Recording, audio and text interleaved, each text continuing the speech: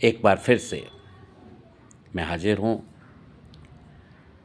आपका इस चैनल में।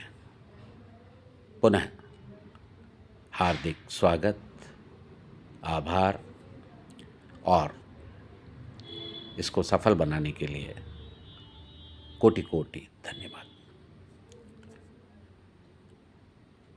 एक औरत जो दूध का काम करती थी, वो बाल्टी में दूध लेके बैठी हुई थी। ग्राहक आते थे, वो उन्हें नाप करके दूध देती जाती थी और हिसाब डायरी में लिखती जाती थी किसको कितना दूध दिया। मैं देख रहा था, थोड़ी देर में एक लड़का आता है। वो बिना नापने के बर्तन सीधे बाल्टी से उसके बर्तन में दूध डाल देती है और कुछ हिसाब भी नहीं लिखती, वो चला जाता है। मेरे अंदर एक कौतूहल पैदा हुआ। मैं गया, मैंने कहा आपने सबको दूध देती हैं नाप करके और उनका हिसाब भी लिखती हैं, इस लड़के को बिना नापे बिना हिसाब दूध दिया, तो क्या ये आपके घर का है? तब उस औरत ने कहा नहीं, ना मेरे घर का है, ना कोई रिश्तेदार है, बल्कि मैं तो इससे परिचित भी नहीं हूँ, अच्छे से नहीं जानती, लेकिन हाँ, मुझे इससे प्रेम है। मैं इससे हृदय की गहराइयों से प्यार करती हूँ, मुझे अच्छा लगता है। इसलिए क्योंकि मुझे इससे कोई पैसा नहीं लेना, तो मैं नाप करके क्या दूँ, मैं इसका हिसाब क्या रखूँ। इसलिए मैं ऐसे ही बिना नापे तोले इसको दूध दे देती हूँ। अब प्रश्न ये है कि हम भी प्रभु से प्रेम करते हैं, कहते हैं, पर हिसाब किताब रखते हैं। 108 मनकों की माला होनी चाहिए, माला फेरेंगे, कितनी माला हो गई, इतनी माला होनी चाहिए, जैसे कोई साहूकार हिसाब रखता हो कि मैंने इतने पैसे जमा कर दिए, मेरा इतना हिसाब हो गया, मेरा इतना आप पर उधार हो गया।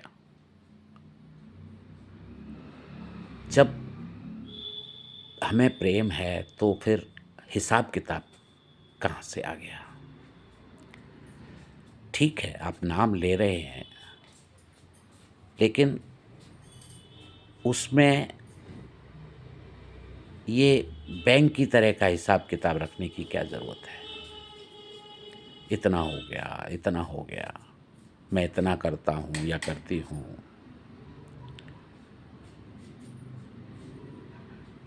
हम कभी अपने अंदर झांक के देखें,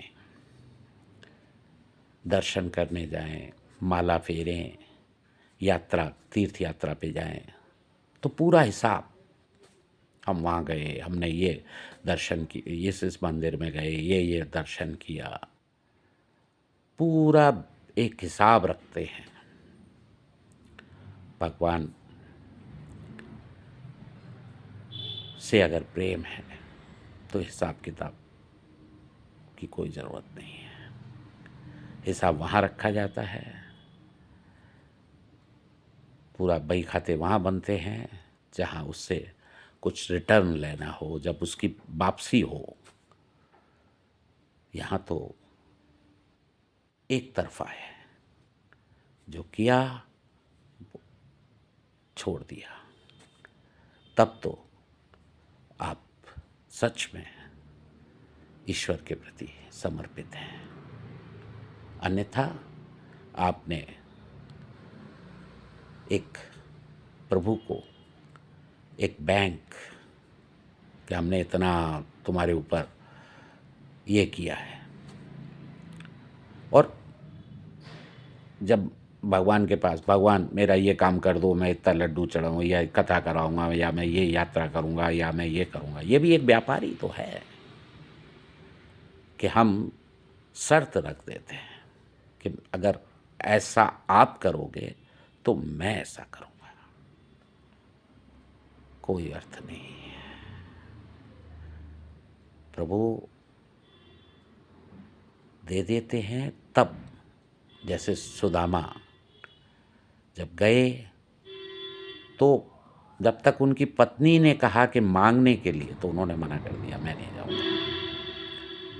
और वहाँ गए और जब लौट रहे थे तो श्री कृष्ण ने उनके वो कपड़े जो उनको पहनने के लिए वहाँ दिए थे वो भी उतरवा लिए, और जो जो पहन के गए थे उसी में उन्हें वापस किया।